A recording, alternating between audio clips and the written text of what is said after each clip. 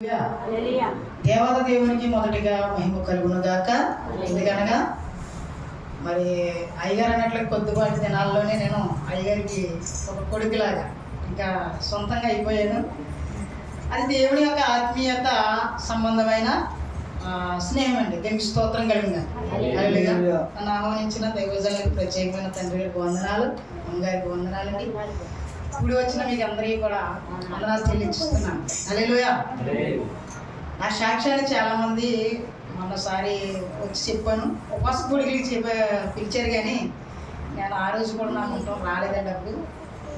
అయితే నా సాక్ష్యాన్ని 2 మాటల్లోనే ముగించేస్తాను, ఎందుకనగా వాక్యం ప్రాముఖ్యమైనది. హల్లెలూయా. అంటే దేవుడు ఎందుకు మమ్మల్ని ఇలా నడిపించాడు అన్న మాటను చూసి ఎక్కడికి వెళ్దామండి. ఏమండి, అందరూ ఓకేనా? హల్లెలూయా. నేనైతే నా బ్రతుకు సరైన బ్రతుకు కాదు. దేవుడు నన్ను ఒక రోజున పిలిచాడు. ఎలాగనంటే, నేను ఒక వ్యసనపరుని, త్రాగబోతుని, చదువులేంటి వాడిను, అయినను దేవుడు నన్ను ప్రేమించాడు. దీని స్తోత్రం. హల్లెలూయా. నేను ఉన్న సందర్భాల్లో, నేనున్న ఆ రీతిలో నేను ఎలా ఉండవనని దేవుడికి వ్యతిరేకంగానే ఉండవని బాప్తిస్మం అంటే తీసుకున్నాను తప్ప దేవుని దృష్టిలో మనం పిల్లలంటి వారిగానే ఉండిపోయాను. అంటే ఇప్పుడు దేవుని తెలుసుకున్నట్టు వారు ఎవరంటే ఆయన జ్ఞానం కలిగి ఉన్నట్టు వారు పెద్దవారుగా ఉంటారు దేవుని దృష్టికి. దేవుని ఎవరైతే ఎరిగి లేరో వారందరూ కూడా చిన్నపిల్లలండి దేవుని దృష్టికి. హల్లెలూయా. హల్లెలూయా. అయితే నేను ఎలా ఉండేవాడిని అంటే చిన్నపిల్లల వాడిగా చిన్న చేష్టలు చేస్తా ఉండేవాడిని. ఇంకా లోకానుసారంగా తిరుగుతూ లోకం మాటలు, స్నేహం మాటలు వింటూ అలా ఉండేవాడిని. అయితే ఓ రోజున దేవుడు ఏం చేశాడంటే నన్ను పట్టుకున్నాడు. ఓ రోజున తెల్లవారుజామున నేను తాగిన ఆ మత్తులో, ఆ మైకంలో ఉన్నప్పుడు దేవుడు నన్ను పిలిచాడు. దీనికి స్తోత్రం. హల్లెలూయా. 3 సార్లు నా కుమారుడు నా పని చేయి, నా పనికి నిన్ను పిలుస్తున్నానని దేవుడు పిలిచాడు. హల్లెలూయా.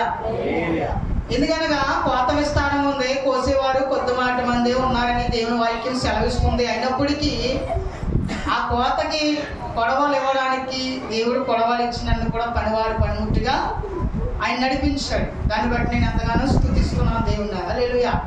కాబట్టి నా బ్రతుకు తాగు బ్రతుకు, వ్యసనమైన బ్రతుకులో నుంచి నేను వచ్చానండి. అది నా సాక్ష్యం. హల్లెలూయా.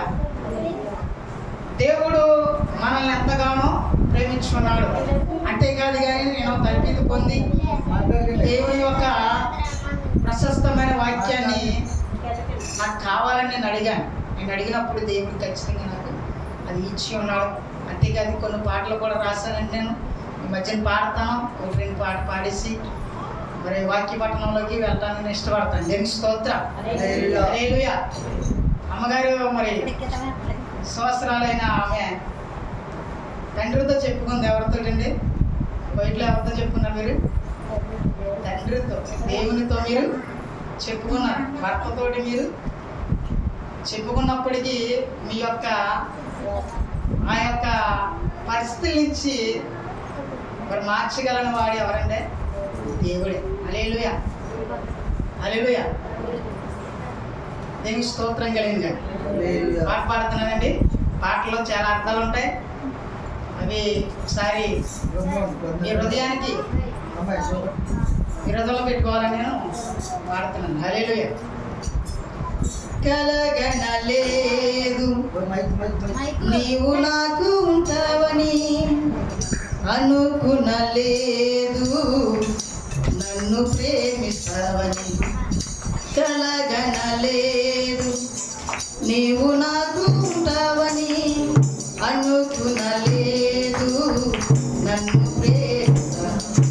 నా పైన నీకున్న నీ మనసు పుటకు కల్వరి నా కొరకు రక్తము కాచితివి. నా పైన నీకున్న నీ మనసు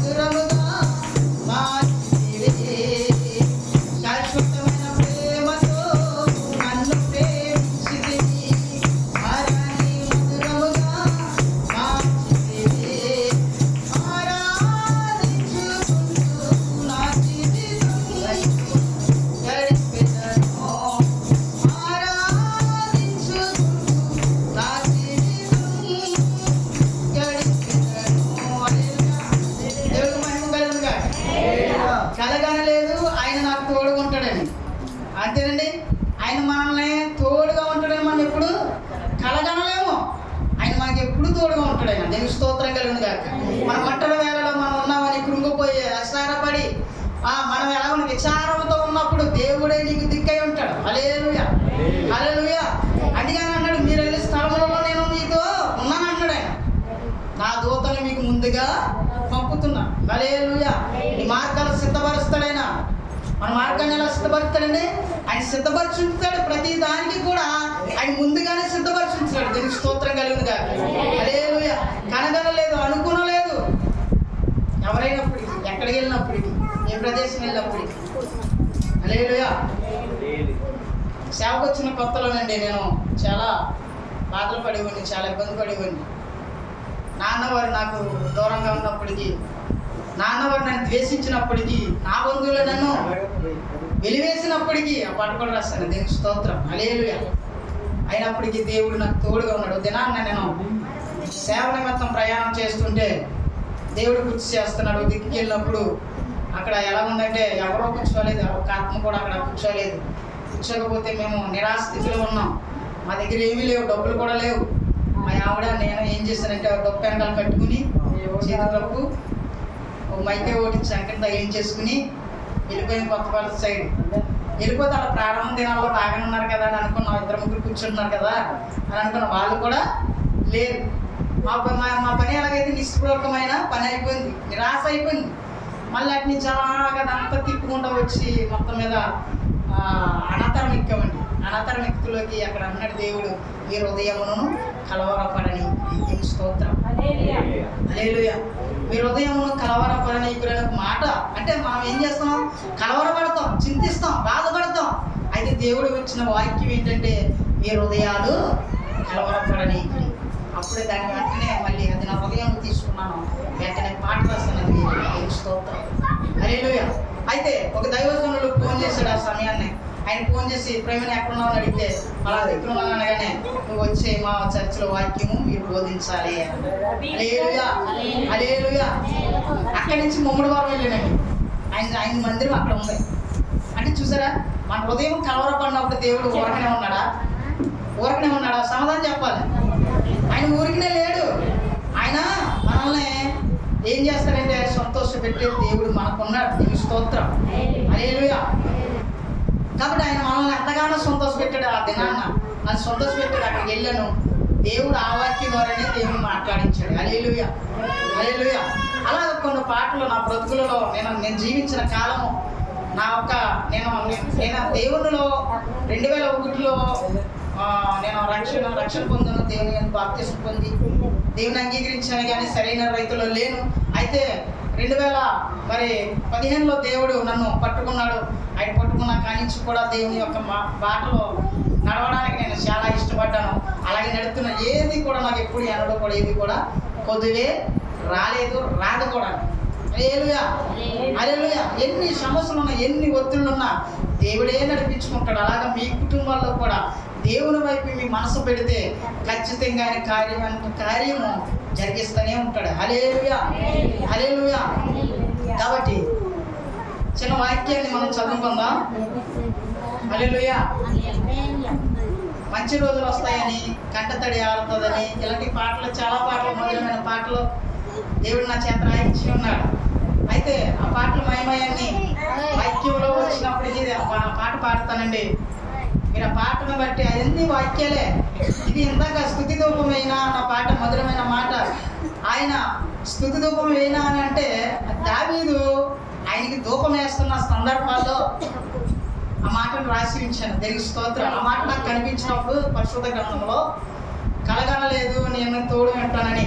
ఆయన నిజంగా దావీదు గోతులో ఉన్నప్పుడు, లోయలో ఉన్నప్పుడు, ఆయన హింసపడుతున్నప్పుడు, బాధపడుతున్నప్పుడు దేవుని వైపు చూశాడండి ఆయన. హల్లెలూయా. దేవుని వైపు చూసినప్పుడు దేవుడే ఆ గుంటలో నుంచి, ఆ యొక్క బావి నుంచి, లేదా ఆ ఎరంగంలో నుంచి దేవుడే లేపాడు ఆయన.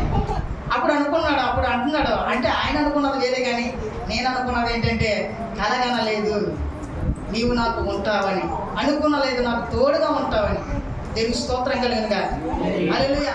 దావీదైన భక్తుడు, దావీదైన ఆయన కూడా, మరి యాజకుడైన ఆయన కూడా అనుకునే ఉంటాడు. పరిశుద్ధాత్ముడు మన చేత ఇలాగా రాయించాడు. దేవుని స్తోత్రం. ఊహించలేదయ్యా నువ్వు చేసిన మేలు. ఆయన ఊహించకుండానే మనకి అనేకమైన మేలులు ఆయన తలంపులు మనకు పెడతానే ఉంటాడు. దేవుని స్తోత్రం. నీ చిత్త ప్రకారం నువ్వు తిరిగినట్లయితే అది దేవుడు చేయడు, కానీ ఆయన ఇష్టపూర్వకంగా చేస్తే ప్రతి కార్యం కూడా అద్భుతంగా ఉంటుంది. దేవుని స్తోత్రం. అదే ఇందాక దైవత్వంలో ఆరాధన చేస్తుంటే దేవుని యొక్క ఆత్మ, పరిశుద్ధాత్మ ఇక్కడ వెల్లడవుతుంది. హల్లెలూయా. మనం మనసు పెట్టి నిజంగా దేవుని వైపు మన కళ్ళు మూసుకొని దేవుని ఆరాధించినట్లయితే దేవుడు నీలోకి వచ్చి నీలో ఉన్న కరెంట్ ఏదైతే ఉన్నదో అంతా కూడా ఆయన ఏం చేస్తాడు? తుడిచివేస్తాడు. దేవుని స్తోత్రం. మాట్లాడగలి. హల్లెలూయా. నీ రక్తము చేంజ్ అవ్వాలన్నా, నీ నరాలు చేంజ్ అవ్వాలన్నా, ఏం చేయాలన్నా దేవుని ఆత్మ బట్టి ఖచ్చితంగా పొందుకో. నేను యవనస్తుడిగా ఉన్నప్పుడు అండి, అంటే ఇప్పుడు లేనని కాదు, కానీ నేను యవనస్తుడిగా ఉన్నప్పుడు మొదట నేను ఉపవాసం ఉన్నప్పుడు దేవుని ఆత్మ నా మీదకి వచ్చిన తర్వాత నేను బాప్తిసం పొందాను. హల్లెలూయా. రక్షణ మారు మనసు వేరండి. దేవుని యొక్క సంబంధికులై ఉంటాం. రక్షణ మారు మనసు. తర్వాత మనకు ఆ మారు మనసు రక్షణ ఎప్పుడైతే వచ్చిందో, మన హృదయాల్లో తాకిడి వచ్చిందో, ఆ తాకిడి వచ్చిన నువ్వు ఏం చేస్తావు? బాప్తిసానికి సిద్ధపడతావు. హల్లెలూయా. బాప్తిసానికి ఎప్పుడైతే సిద్ధపడ్డావు, నువ్వు బాప్తిసం సిద్ధపడిన తర్వాత అక్కడి నుంచి నీకు ఉంటాయి కష్టాలు. హల్లెలూయా. నేను అలాగే చేశాను. బాప్తిసం తీసుకున్న తర్వాత మూడు సంవత్సరాలు బాగానే ఉన్నాను. నేను ఎంతైతే అంతానే ఉన్నాను. 4 సంవత్సరాల నుంచి అంత మామూలే. దేవుని స్తోత్రం. మళ్ళీ మామూలు కోదులుకుంటే అంత నాదే. హల్లెలూయా. హల్లెలూయా. అలాగా నేను చాలా మందికి చెప్తూ ఉంటాను, రక్షణ బాప్తిసం తీసుకున్నప్పుడు ఆవేశపడో, లేకపోతే పెళ్లికనో, లేకపోతే దినానికనో, లేకపోతే దానికనో దీనికనో తీసుకోకండి. హల్లెలూయా. దేవుని ఆత్మ పొందుకుని మీరు ఉన్నట్లయితే ఆ రక్షణకు పాత్రగా మనం నడుచుకుంటాం. హల్లెలూయా. హల్లెలూయా. కాబట్టి మనం ఏం చేయాలని అంటే, నేను ఏం చేశానంటే ఆ సందర్భాల్లో దేవుని ఆత్మ వచ్చిన తర్వాతే నేను రక్షణ పొందాను. నిజంగా ఇందాక దేవుని ఆత్మ అల్లాడుతుంది. ఇక్కడ అయ్యగారు ఆరాధన చేస్తుంటే ఆ ఆరాధనలో మరి దేవుని యొక్క ఆత్మ అల్లాడటం అంటే ఆ మంచు ఎలాగైతే ఆ యొక్క చెట్ల మీద ఎలాగైతే వాలి ఉంటుందో, మంచు ఎలాగైతే అలాగా పరసీని మీద ఎలాగైతే కనబడుతుందో మనకి అలా కనబడుతూ ఉన్నది. హల్లెలూయా. హల్లెలూయా. ఆయన ఆత్మ పొందుకున్నప్పుడు మనం ఏం చేస్తామంటే దేవుని ఉద్దేశంలో మనం వెళ్ళిపోతాం. దేవుని బిడ్డగా చేరిపోతాం. ఎంత రక్షణ పొందినా, ఆ బాప్తిసం పొందినా దేవుని ఆత్మ నీలో లేకపోతే బాప్తిసానికి విలువ లేదండి. హల్లెలూయా. మనం అనుకుంటాం బాప్తిసం పొందేసాం మన పరలోకానికి చేరిపోతాం అనుకుంటాం. వెళ్ళం. దేవుని ఆత్మ కూడా నువ్వు పొందుకోవాలి. పరిశుద్ధాత్మ నువ్వు పొందుకోవాలి. ఆ పొందుకోవాలంటే నువ్వేం చేయాలి? చంటి పిల్లవాళ్ళే మనసు మనకి కలిగి ఉండాలి. హల్లెలూయా. హల్లెలూయా. చంటి పిల్లవాళ్ళే మన మనసు కలిగిన ఎడల మనం ఏం చేస్తామంటే దేవుని ఆత్మను పొందుకుంటాం. పరిశుద్ధ ఆత్మ ఎప్పుడైతే మనలోకి వస్తుందో, ఆ అగ్ని ఎప్పుడైతే వస్తుందో, ఆ తాకుడు ఎప్పుడైతే వస్తుందో, మనలో ఉన్న ప్రతి కణకము అంటే నీ పెదవులు సుందరం అయిపోతాయి. ఎవరి పెదవులండి?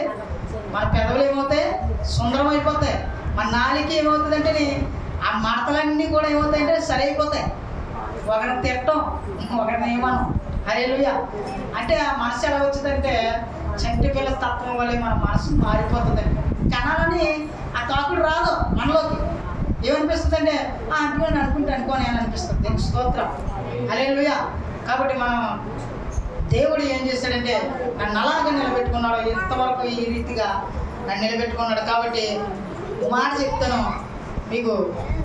వాక్యాన్ని చూపించిన తర్వాత నేను ఇంకా వాక్య రూపంలోనే కొన్ని మాటలు తెలియవచ్చి,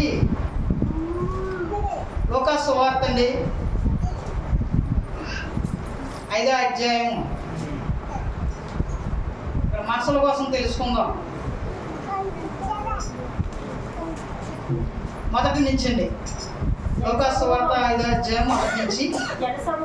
జనసమూహము దేవుని వాక్యం వినుచు ఆయన మీద పడుచుండగా ఆయన గెనెసరెతు సరస్సు తీరమున నిలిచి ఆ సరస్సు తీరమున్న 2 దోణులను చూచెను. జాలరులు వాటిలో నుండి దిగి తమ వలలు కలుగుకుని దేవుని స్తోత్రం కలుగును గాక. హల్లెలూయా. హల్లెలూయా. ఇక్కడ మాట చెప్తున్నానండి, వినండి. ఈ మాట ఎన్నోసార్లు, ఈ వాక్యం ఎన్నో సందర్భాలుగా మీరు వినే ఉంటారు. అయితే దేవుడు మాట్లాడుతున్న మాట ఏంటంటే ఇక్కడ చూడండి ఏమైనా ఉంది, జనసమూహం దేవుని వాక్యము వినుచుండగా ఆయన మీద పడుచుండగా ఆయన గిన్నెస్ తీరేను సరస్సు తీరం, అంటే ఆ సముద్రము దగ్గర ఉండి ఆ అలల దగ్గర ఉండి ఆ ధోని ఎక్కి యేసుప్రభు గారు ఏం చేస్తున్నారు అనగా దేవుని యొక్క మాటలు, తండ్రి మాటలు ఆయన కూడా బోధిస్తున్నాడు. హల్లెలూయా, హల్లెలూయా. దేవుడే నేరుగా ఏం చేస్తున్నాడు, ప్రజలకు 2000 సంవత్సరాల క్రితము ఆయన వాక్యం బోధిస్తున్నాడు. ఎలాననగా దేవుడు ఏమని చెప్తున్నాడంటే, మీరు నాలోకి వచ్చిన ఎడల మీరు అద్భుతాలు చూస్తారు, నాలో మీరు ఉండిన ఎడల గొప్ప కార్యాలు మీరు చూస్తారని ఇలాంటి విషయాలు, కొన్ని విషయాలు ఆయన ప్రకటన చేస్తున్నాడు అక్కడ. హల్లెలూయా. అలా ప్రకటన చేస్తుండగానే అక్కడ ఎవరు ఉన్నారో నన్ను చూసినట్లంటే ఇతర వ్యక్తులు కనబడుతున్నారు. అక్కడ ఇతర వ్యక్తులు ఏం చేస్తున్నారు అనగా వలలు కడుక్కుంటున్నారు అక్కడ. హల్లెలూయా. వలలు శుభ్రం చేస్తున్నారు. ఎందుకని అనగానంటే రాత్రి అంతా వారు ఏం చేశారంటే సముద్ర తీరం మధ్యమయ్యానికి వెళ్ళి ఆ మధ్యలో ఏం చేశారంటే వేట వేసారు, వలలు వేస్తారు. అయితే వలలు వేసినప్పుడు వారు ఏం చేస్తారు అనగా ఒక్కటి కూడా వాళ్ళకి చేపలు పడలేదు అక్కడ. దేనికి స్తోత్రం. వాళ్ళు ఏం చేశారు అనగా ప్రయాసపడ్డారు వాళ్ళిద్దరూనే. ఉదయకాలం అయింది. ఉదయకాలం అయినప్పటికీ వాళ్ళు ప్రయాసపడినంతా కూడా ఏం చేయాలంటే వచ్చి ఆ వలలో ఉన్న తుప్పు చెత్త అంతా కూడా కడుగుకుంటున్నారు. దేనికి స్తోత్రం. హల్లెలూయా. నీవు ఇంతవరకు లోకమైన స్థితిలో నువ్వు ఉండి నువ్వు ఇంకనూ కడుగుకోకపోతే దాని అర్థం ఏంటంటే నీ మనసును నువ్వు శుభ్రం చేసుకోమని. హల్లెలూయా. చెత్త చెదారం ఈ హృదయంలో ఉన్న ప్రతి వాటిని కూడా నువ్వు శుభ్రం చేయమనే దానికి అర్థం. హల్లెలూయా. వాళ్ళిద్దరు ఏం చేస్తున్నారు అనగా వెళ్ళారు లోతైన ప్రదేశాలకి. ఆ లోతైన ప్రదేశంలోకి వెళ్ళి వల వేశారు. ఒక్కటి కూడా వాళ్ళకి చిక్కలేదు. మనము కూడా లోకం అనే పరిస్థితుల్లోకి మనం వెళ్తూ ఉంటాం. అదని ఇదని ఏదేదో చేస్తూ ఉంటాం. అయినప్పటికీ మనకి ఏది కూడా లాభాలు కలగవు, ఏది కూడా మనకి కలగవు. కానీ యేసు వైపు వారు చూశారు. యేసు వైపు చూడగానే వారికి కలిగిన లాభాలు ఎన్నో. హల్లెలూయా, హల్లెలూయా. అయితే ఆ సముద్రం అనే తీరాన్ని వెళ్ళినప్పుడు అయితే అక్కడ యేసుప్రభు గారు ఆ జనసమూహాన్ని మరి తండ్రి అయిన యెహోవా కొరకు లేకపోతే ఆయన కొరకు ఆయనే ప్రకటించిన మాటలను మరి ప్రజలు వింటూ ఉంటున్నారే కాదు, కానీ ఆయన మీద పడిపోతున్నారు. ఆ సందర్భాల్లో ఆయన చెప్తున్న ఒక్కొక్క మాటకి ఏం చేస్తారంటే ఆనందము, సంతోషము, నెమ్మది, శాంతి, సమాధానము అనేకమైన విషయాలు వారి ప్రజల్లో పుట్టుకొస్తున్నాయి. అన్ని దేనికి స్తోత్రం. హల్లెలూయా. ఆ మనసులో తేలిక అయిపోయి ఆయన చెబుతూ ఉంటుంటే ఆయన మీదకి ఎగబడుతున్నారంట. అయ్యి బాబోయ్, దేవుడు ఏంటి ఈయన ఎలా చెప్తున్నారంటే నిజమే కదా, ఈయన ఎన్నడో మేము వినలేదే, ఎన్నడో మేము చూడలేదు, ఎన్నడో మేము గ్రహించలేదే అని చెప్పేసి ఆ దేవుని వైపు మళ్ళుతూ దేవుని వైపు చూస్తూ ఆయన ఎగబడుతున్నారట ప్రజలు. దేనికి స్తోత్రం. హల్లెలూయా. ఆ ప్రజలు ఎగబడుతున్న సందర్భాల్లో అయితే ఇతర వ్యక్తులు ఏం చేస్తున్నారు, అక్కడ వలలు కడుక్కుంటుంటే వారిని పిలిచాడు దేవుడు. పిలిచి ధోని ముందుకు గంటమన్నాడు అక్కడ. దేనికి స్తోత్రం. ఆ ధోనిలో ఉండి, అంటే నీటిలోకి వెళ్ళలేరు కదా, సముద్రంలోకి వెళ్ళలేరు కదా. యేసుప్రభు గారు ఏం చేయారంటే తెలివిగా ఆ ధోని ఎక్కినప్పుడు ధోని కూర్చొని ముందుకు పొమ్మన్నప్పుడు అక్కడ పోయిన తర్వాత అక్కడి నుంచి వాక్యం ప్రకటించిన తర్వాత ఈ వాక్యానికి లోబడిన వారు ఇద్దరు కూడా ఉన్నారు అక్కడ. వాటితో పాటు వీరిద్దరు వ్యక్తులు కూడా అక్కడ కనబడుతున్నారు. హల్లెలూయా. అయితే వారిని అడుగుతున్నాడు దేవుడు. ఏమని అడుగుతున్నాడంటే ఒకసారి చదువుదాం అక్కడ. ఆయన ధోనిలో నుండి సీమోను ఒక ధోని ఎక్కి దరి నుండి కొంచెం తోయమని అతన్ని అడిగాను. కూర్చుండి ధోని నుండి జనసమూహములకు బోధించుచుండెను. చాలించిన తర్వాత నీవు ధోని లోతునకు నడిపించి చేపల పట్టుటకు మీ వలలు వేయమని సీమోనుతో చెప్పగా, సీమోను ఎరినవాడా రాత్రంతయు ప్రయాసపడితిని, కానీ మాకేమీ దొరకగా అయినను నీ మాట చొప్పున వల వేయమని ఆయనతో చెప్పిన. దేనికి స్తోత్రం. హల్లెలూయా. వినే ఉన్నారు ఈ మాటలు ఎన్నో సందర్భాలు, ఎన్నోసార్లు అనేక మంది దైవజనులు చెప్పి ఉన్నారు. హల్లెలూయా. అక్కడ చూడండి, అక్కడ ఏమన్నారంటే ధోని కొంచెం ముందుకు పొమ్మనగా వాక్యము అనగా ఆయన మాటలు, లేకపోతే ఆయన చెప్పిన బోధ, ఆ దేవుడు ప్రజలకు చెప్పిన మాటలు అక్కడ ఆఫ్ చేసి వాళ్ళు ఏం చేశారంటే ఈ పేతురు అనే సీమోనులను ఏమన్నారంటే కొంచెం ముందుకి ధోనిని వెళ్ళమని అన్న తర్వాత వారు వెళ్ళిన తర్వాత సీమోనుతో యేసుప్రభు గారు చెప్తున్నారు ఏమనంటే, ఇప్పుడు నీవు వలవేయి. హల్లెలూయా. వలవేయాలంటే ఆయన ఏమంటున్నాడు? ఆయన రాత్రి మేము ప్రయాసపడుతున్నాం అయ్యా, మాకు ఒక్కటి కూడా మాకు దొరకలేదు. అయితే దేవుడు ఏమంటున్నాడు? ఇప్పుడు వెయ్యి. అయితే అయ్యా నీ మాట చెప్పున మేము వల విసురుతామని వాళ్ళు విసిరారు. దీనికి స్తోత్రం. హల్లెలూయా. చూడండి, మనం ఎన్నో సందర్భాల్లో ఎన్నో దినాలుగా ప్రభు వైపు మనం తిరగం, ప్రభు దగ్గరికి మనం రాము. దైవజనుడు ఎన్నిసార్లు చెప్పినా కూడా మందిరానికి రావాలని అనిపించదు. ఏదో ఒక ఆటంకం, ఏదో ఒకటి రక్షణ పొందినా, ఒకవేళ దేవుని ఎరగక ఉండినా మనం చెబుతున్నప్పటికీ ఏమనిపిస్తుందంటే వెర్రితనంగా మనం తీసుకొని ఆ మాటలు లోగడం, ఆ మాటకు లోపడకుండానే ఆయన అలాగే చెప్తూ ఉంటాడు, ఇలా చెప్తూ ఉంటాడని ఆ మాటకి లోపడకుండా మనం ఏం చేస్తాం? అశ్రద్ధ చేస్తూ ఉంటాం. దేవుని స్తోత్రం. హల్లెలూయా. అశ్రద్ధ చేస్తున్న సందర్భాల్లో మనకి ఏం కలుగుతుంది? శోధన, వేదన, నెమ్మది, శాంతి, సమాధానం, హృదయము అసలు పనిచేయదు. మంది ఎక్కడెక్కడో తిరుగుతూ ఉంటుంది అది. అలాగే వీళ్ళు ఏం చేస్తారు అనగా, మీరిద్దరే కాదు, అక్కడ ఉన్న ప్రజలు ఆ మాట చెప్పినప్పుడు వాళ్ళలో నెమ్మది, శాంతి, సమాధానం పుట్టింది.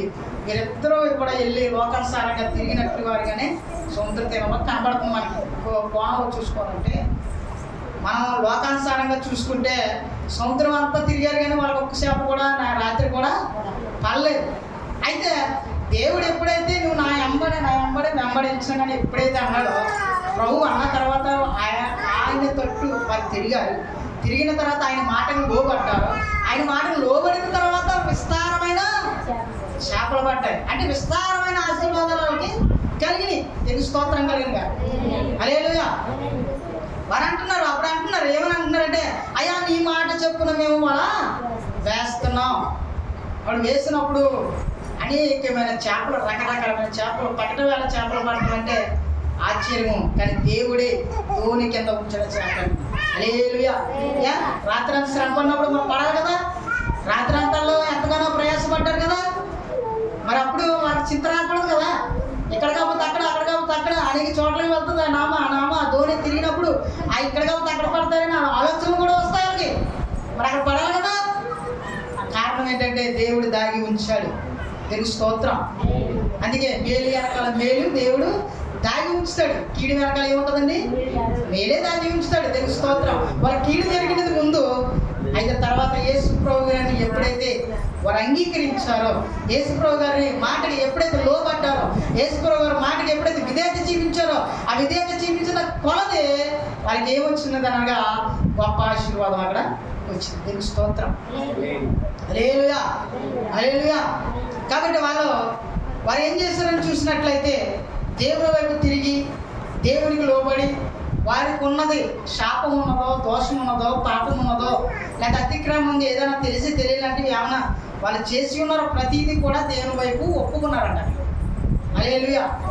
అయితే అప్పుడు ప్రభు అన్నాడు, మిమ్మల్ని మనుషులు బట్టి జాగ్రత్తగా నేను చేస్తాను. దీనికి స్తోత్రం. హల్లెలూయా.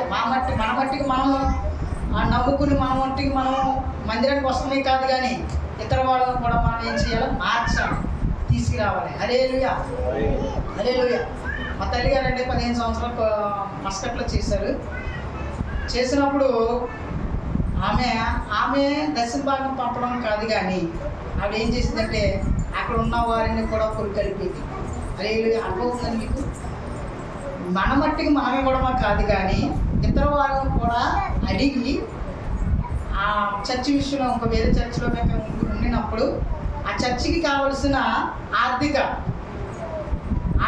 వసతులు ఏం చేసిందంటే మా తల్లిగారు కూడా ఏం చేశారు, కొంతమందిని అడిగేది కోయిట్లో అడిగి వారి గుప్పులతో కూడా ఈమె గుప్పులతో కూడా ఏం చేసేది మందిరానికి పంపించేదాడు. దీనికి స్తోత్రం.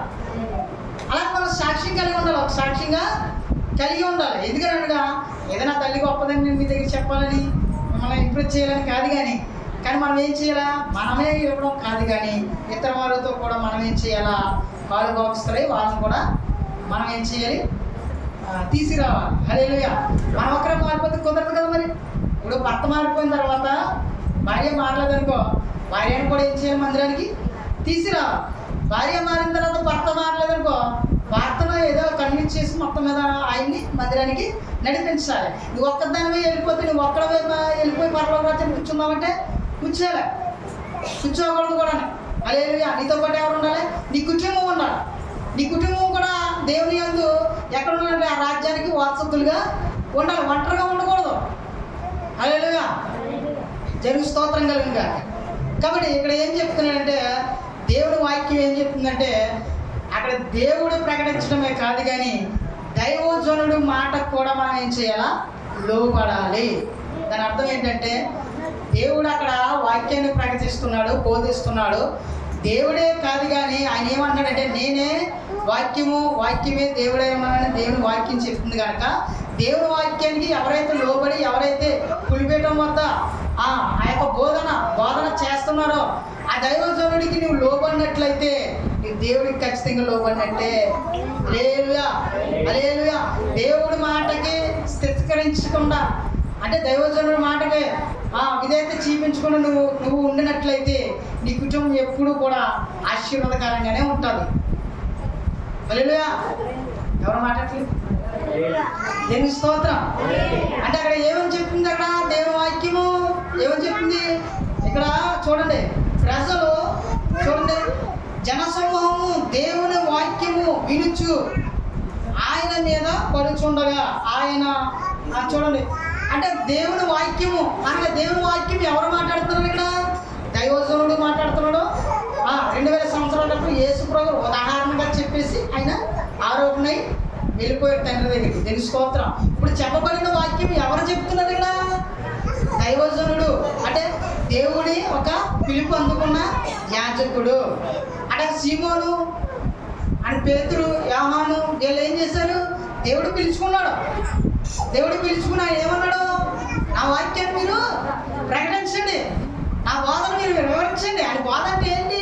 ఆయన పడిన శ్రమ, ఆయన పడిన కష్టము మన కొరకు ఏం చేశాడు? ఆయన భూలోకం వచ్చి అని చూసినట్లయితే ఆయన ఏం చేశాడు అనగా ప్రాణం ఇచ్చాడు. మొదటిగా దెబ్బలు తిన్నాడు, ఉమ్ము వేయించుకున్నాడు. మన కొరకు మనం చేసిన అతిక్రమము, పాపం నిమిత్తము మన మాట వినకపోవడమే మహా పాపానికి ఆయన ఏం చేయాలంటే మరి అభిప్రాయాలు కూడా వచ్చి తెలిసి స్తోత్రం కలిగిన అదే ఒక ఉదాహరణగా చూపించాడు ఆయన.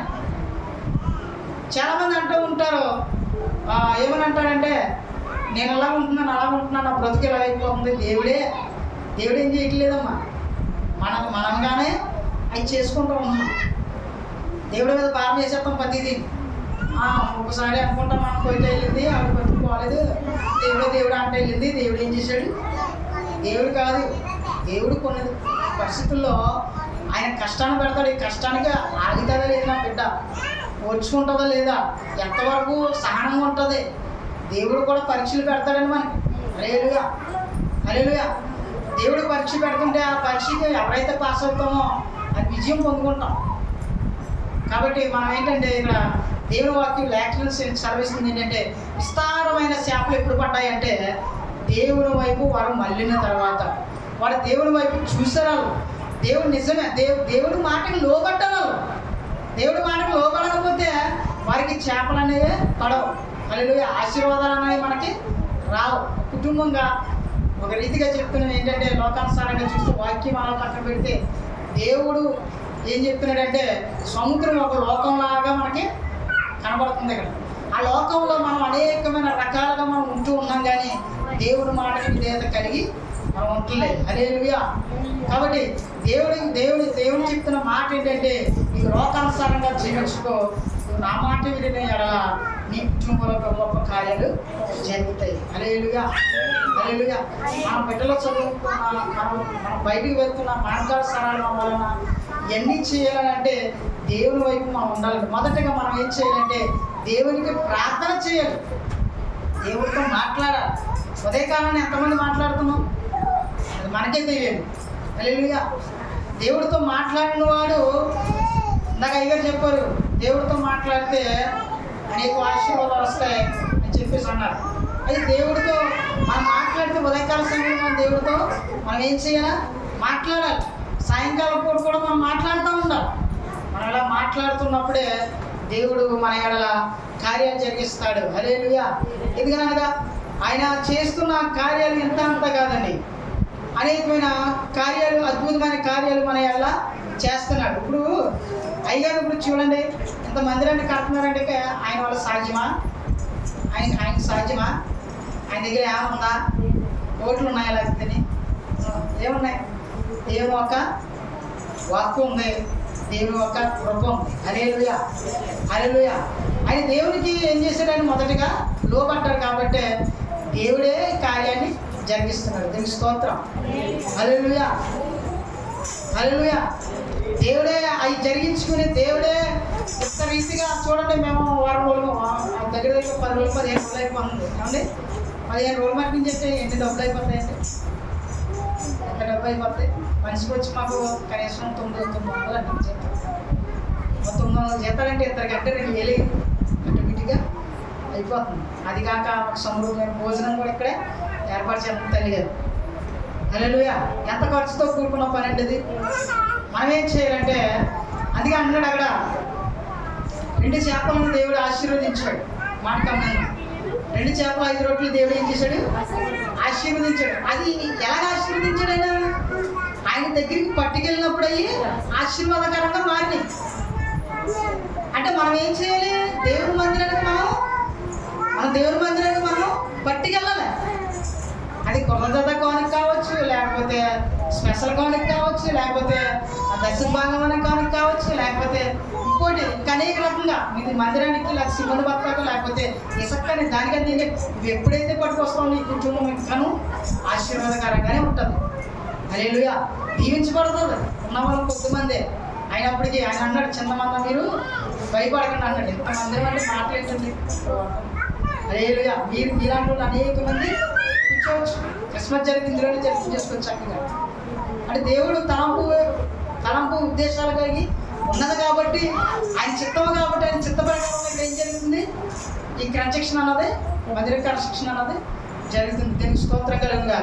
అందుకే మనం ఏం చేయాలంటే, మన చేతులు ఆశ్రయించబడాలంటే మనము కూడా సహాయం పడాలి. ఎవరికి? దైవజనుడికి ఇస్తున్నామని కాదు, కానీ దేవుని మందిరానికి మనం ఇస్తున్నామనే ఒక తాపత్రయము, ఒక ఉద్దేశము మనలో పుట్టికి రావాలి. దీనికి స్తోత్రం. హల్లెలూయా. కాబట్టి ఇక్కడ దేవుడు ఏం చెప్తున్నాడంటే, లోకానుసారంగా మీరు ఉండకండి, నా వైపు తిరిగి రండి అని చెప్పేసి ఆయన అంటున్నాడు. ఎంతోమంది మనం అనుకుంటూ ఉంటాం లోకానుసారంగానే మనం ఉంటాం. లోకం అనే జీవితానికి మనం ఎక్కువగా ప్రాధాన్యత ఇస్తాం. మనం ఒక దానికి కొనాలంటే రెండోది కూడా కొనడానికి ఇష్టపడతాం, కానీ దేవుని మందిరానికి వెళ్ళి దేవుని ఆశీస్సులు తీసుకోవాలని ఎక్కడో కూడా మనం ఆశపడడం. దేవుని మందిరానికి ఇద్దామని కూడా ఆలోచన చేయం. హల్లెలూయా, హల్లెలూయా. ఎట్లేదండి? హల్లెలూయా.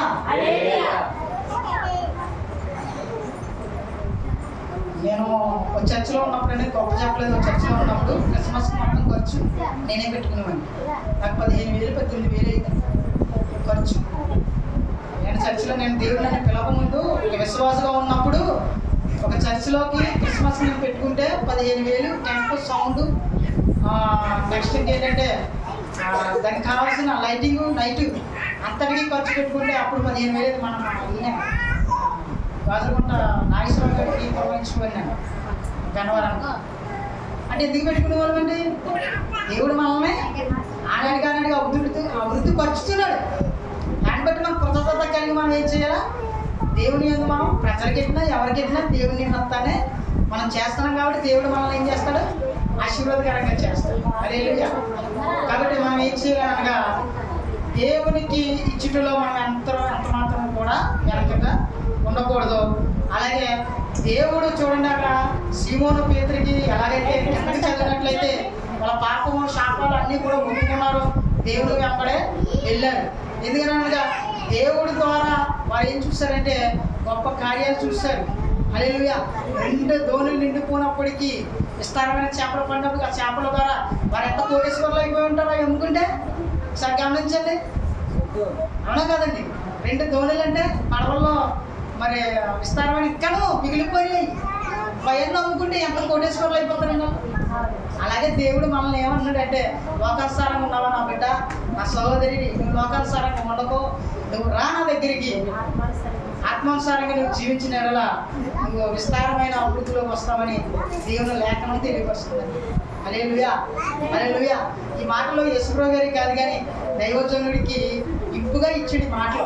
దైవజనుడు మాట్లాడుతుంటేనే అక్కడ ప్రజలు ఏం చేశారనగా దేవుని వైపు చూసి, దైవజనుడి వైపు చూసి, మరి దైవజనుడు మాటకి లోబడినట్లయితే ఇది ఎలా ఉంటామంటే ఎప్పుడు కూడా ఆశీర్వాదంగా ఉంటాం. హల్లెలూయా, హల్లెలూయా. కాబట్టి దేవుడు వాళ్ళ లేఖనం నేను చూస్తున్నాను. చూడండి మాట, మనకు అన్నీ ఉన్నప్పుడు అందరూ ఉంటారండి. మనకు అన్నీ ఉన్నప్పుడు అందరూ ఉంటారు, ఏమీ లేనప్పటికీ ఎవరో ఉండదు. హల్లెలూయా. నా జీవితం కూడా అలాగే ఉంది. అన్నీ ఉన్నప్పుడు అందరూ ఉంటారు. అలాగే దేవుడు ఎస్తేరుని ఆశీర్వదించాడు, చాలా దీవనకరంగా ఆశీర్వదించాడు. ఆమె దగ్గర ఏమి కూడా లేదు, అయినప్పటికీ దేవుడు ఎందుకని ఆశీర్వదించాడు? దేవుడి వైపు చూసిందా. హల్లెలూయా. నేను కూడా సందర్భాల్లో దేవుని వైపు చూశాను. దేవుడు నన్ను ఇలాగే నిలబెట్టుకున్నాడు. హల్లెలూయా. గత కాలంలో నిజంగా నాకు చాలా బాధగా మొన్నే అమ్మగారు మమ్మల్ని ఆదరించారు. నాకు ఎందుకు చెప్తున్నానంటే, ఒక ఆత్మీయ తల్లికి ఒక ఆత్మీయుడి గురించి ఇంత వాళ్ళకి ఏమి తెలియదు. ఎందుకు చెప్తున్నానంటే, వాక్యం ఎలా ఉందనంటే దేవుడే చెప్పడం కాదు కానీ ఆ దేవుడు ఎవరు నిలబెట్టుకున్నాడంటే దైవజనులను నిలబెట్టుకుంటున్నాడు. ఇక్కడ వాక్యం చెప్పడానికి దైవజనులు నిలబెట్టుకున్నాడు. కాబట్టి దైవజనుడు చెప్తుండగానే వాక్యాన్ని లోబడి ఆ సందర్భంలో మరి ఏమి కావాలన్నది కూడా మనమే నిర్ణయం తీసుకోవాలి. ఇక్కడ అంతమంది ఉన్నారు. మా తల్లిగారు మనం మరణించినప్పుడు మరి అమ్మగారు వచ్చారు, మమ్మల్ని ఎంతగానో ఆదరించారు. ఆదరించడం అంటే ఇక మాకు ఏదో తెచ్చిపెట్టారని కాదు కానీ వాళ్ళు కౌగిలించుకుని మా మిస్సెస్ని ఓదార్చి, ఎవరు ఓదార్చలేదు నిజంగా. బైబిల్ పెట్టిన దగ్గర నుంచి అంతమంది బంధువులు ఉన్నారు, ఎవరు రాలేదు మాకు. ఎవరు రాలేదు. అంతమంది సేవకులు వచ్చారు, దైవజనులు వచ్చారు. నా అమ్మగారి మట్టికి మా ఎవరిని అలా పట్టుకుని ఎప్పుడైతే భుజం మీద తట్టినప్పుడు నాకు చాలా నేను చూశాను. నా కన్నీరు విడిచినాక నా బంధువులు కానీ నా వాళ్ళు కానీ అలా తిన్నారా లేదని కానీ మమ్మల్ని ఎవరో కూడా అడగలేదండి. హల్లెలూయా, హల్లెలూయా. బాధలు ఉంటాయండి. అందుకే అన్నాడు దేవుడు, కష్టం వెనకాల ఏముంటుందంటే ఆశీర్వాదం ఉంటుంది ఖచ్చితంగా. మనం కీడికి ముందు ఉంటాం, తర్వాత ఏమవుతుందంటే ఆయన మేలే చేస్తాడు. దీనికి స్తోత్రం. హల్లెలూయా. వారు కష్టపడ్డారు, సముద్ర తీరంలోకి వెళ్ళి ఎంత కష్టపడినా కూడా వాళ్ళకి ఒక్కటి కూడా పడలేదు. తర్వాత యేసుప్రభువుని ఎప్పుడైతే వారి మాటకి లోబడ్డారో వారికి ఇంటి నిండా కూడా బంగారు నాణ్యాలు ఇంకా అయ్యే లెక్కేసుకోవాలి. దీనికి స్తోత్రం. వారికి కొద్దివే లేదు, తిరిగిటకు ఆహారం, కట్టుకడకు వస్త్రాలు, ఇలాగా ఎన్నో విషయాలు ఈ పాఠం మీద మనం వెళ్ళొచ్చు. ఎన్నో విషయాలు వెళ్ళొచ్చు ఈ పాఠం మీద. వాళ్ళు కట్టుకోవడానికి కానీ, వాళ్ళు ఉండడానికి కానీ, వాళ్ళు నడిచే విధానానికి కానీ దేంట్లోనే కూడా లోటుపాటు అన్నది వాళ్ళకి లేదు. వాళ్ళంతా అలా దీవిస్తాడు దేవుడు. దేవుడి వైపు మనం తిరిగినట్లయితే, దేవుడి వైపు మనం తిరగలేనట్లయితే మనం ఎప్పుడూ ఒకలానే ఉంటాం. హల్లెలూయా, హల్లెలూయా.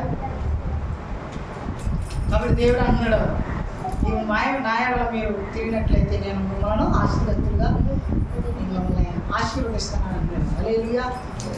చూడండి, ఆ యొక్క మాట నేను ఇది ఒక 5 సంవత్సరాల కిందట ఈ పాట రాశానండి. ఈ పాట 5 సంవత్సరాల కిందటే రాశాను. దేవుడు ఇలాగే పెడతాడేమో, అందుకని నీకెవరు ఉండరా రానున్న కాలంలో, నీకెవరు తోడుగా ఉండరు, ఎవరు రారో, నీకు నువ్వుగానే ఉంటావు, నేను ఆత్మీయులు నిన్ను ఆదరించాలని దేవుడు ముందే పెట్టించాడేమో. అందుకే ముందుగానే ఫస్ట్ ఆ పేరు ఆ మాటను నాకు రాయించి ఉన్నాడు. దీనికి స్తోత్రం.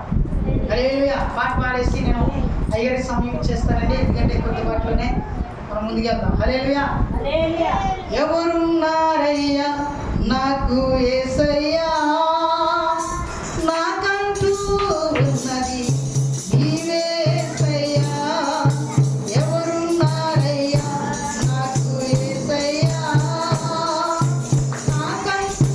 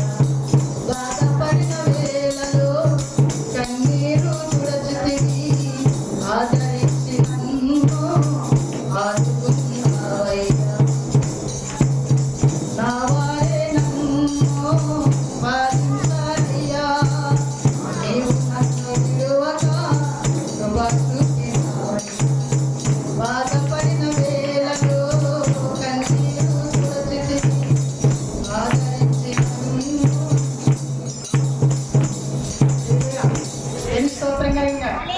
హల్లెలూయా. ఒక సందర్భాల్లో ఒక సమయంలోనండి మనవారు మనకి ఉండరు. హల్లెలూయా. విదేశాలు వెళ్తున్నాం, ఒంటరిగానే మనం ఉంటాం, మనకెవరు ఉండరు. దేవుడే దిక్కు, దేవుడే ఆధారమై ఉన్నాడు. అంతకన్నా ఎక్కువగా మనం ఎప్పటికైనా ఇంటికి వెళ్తామన్నా ఆశ మనకు ఉంటుంది కదా. మరి బంధువులు వేరు చేస్తే మీకు వెళ్తారు లేదని ఆశ ఉంటుందా? ఒకసారి చెప్పు. క్షణాల్లో హృదయం ఏమైపోతుందండి? కలవరం పడుతుంది. హల్లెలూయా. అందుకే ఆయన అన్నాడు, ఈ హృదయాలు మీకు కలవరా పడి. నిజమే, ఈ లోకాన్ని చూసి మనం ఆశపడతాం, ఎగిరెగిరి పడతాం. ఈ లోకమే మనల్ని ఏం చేస్తుందంటే ముంచివేస్తాం. అలాగే దేవుని వాక్యం సెలవిస్తుంది, దేవుడే నేరుగా మాట్లాడుతున్నాడు. ఏమనంటే, సముద్రము ఒక లోకం లాంటిది, సముద్రం మధ్యనే నేను లేకుండా నువ్వు ప్రయాణం చేయలేవు. ఆయన లేకుండా ఈ లోకంలో మనం బతకాలంటే మనం బ్రతకలేము. అవమానాలు, నిందలు, వేదము, అనేకమైన చూదుగులుపులు, ఎవరో ఏదో ఒకటి అంటము, అవన్నీ కూడా మనల్ని ఏం చేస్తుందంటే బాధింపకరంగా చేస్తుంది. కానీ యేసయ్య వాక్యమే మనల్ని బతికిస్తుంది, జీవింప చేస్తుంది, సరి చేస్తుంది. హల్లెలూయా. ఆయన వాక్కు లేకుండా ఎవరు కూడా ఎంతమంది భక్తులైనా సరే ముందుకి సాగలేదు. ఆయన వాక్కు ద్వారానే భక్తులేంటి, విశ్వాసాలేంటి ముందుకు సాగిన దినాలు, రోజులు, సంవత్సరాలు కూడా నాకు కనబడుతున్నాయి. హల్లెలూయా. హల్లెలూయా. నిజంగా నేను చాలా సంతోషిస్తున్నాను. ఈ మందిరము దైవ మందిరం అనే పేరు మరి చాలా, దైవం అంటే ఆయన కృప, దైవం అంటే ఆయన కృప మనకు తోడుకున్నదండి. ఆయన దీవెన మనకు ఆశీర్వాదకరంగా ఉంది. హల్లెలూయా. ఈ దైవం అని అంటే ఆయన దైవమే మన మీద ఎప్పుడూ ప్రకాశింపు చేస్తుంది. అయినా మనం కూడా ధైర్యపరుస్తుంది. మనకి ఎన్ని కష్టాలు ఉన్నా, ఎన్ని బాధలు ఉన్నా దైవజనులతో ఖచ్చితంగా మనం విషయం చెప్పాలి. నిజంగా అక్కడ మన కష్టం ఉన్నది. వాళ్ళు ఏమన్నారో చెప్పండి. ఇంకొక మాట ఇంటికెళ్తే చాలా విషయాలు ఉంటాయి. వారందరూ ఏమన్నారు? వాళ్ళు కలుపుకున్నప్పుడు ఏమన్నారు? వారి హృదయంలో ఉన్న ప్రతి వేదన, శోధన, బాధన, కుళ్ళి, కుట్ర ఇవన్నీ కూడా ఏం చేసేవారు? కడుగుకున్నారు. వాళ్ళు కలుపుకోవడం అంటే ఏంటి? వారి హృదయాన్ని కలుపుకున్నారు, హృదయాన్ని శుద్ధి చేసుకున్నారు. వారి హృదయాన్ని శుద్ధి చేసుకున్నప్పుడు వాళ్ళు ఏం చేశారని వెనక చూసినట్లయితే దేవుని మాటకు లోబడ్డారు. హృదయాన్ని శుద్ధి చేసుకున్నాక, హృదయాన్ని శుద్ధి చేసుకున్నాక దేవుని మాటకు లోబడ్డారు.